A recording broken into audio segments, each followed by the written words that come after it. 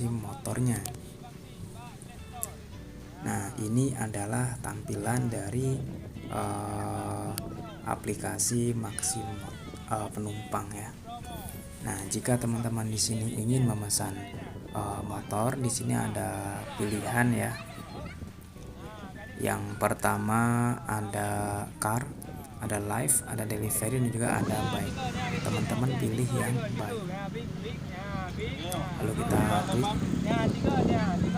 Nah, jika sudah memilih yang bike, di bagian paling atas itu ada lokasi titik penjemputan ya. Nah, di sini teman-teman dapat pilih ya, dapat diklik bisa di sini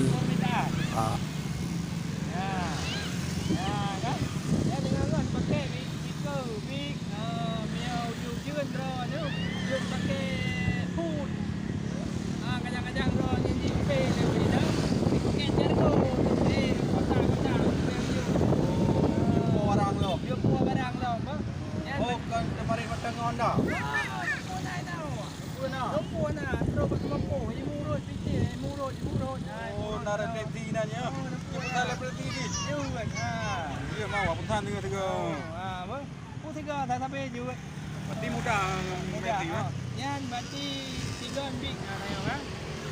Itu biak tahu. Tahu itu biak. Di pan itu biak kan.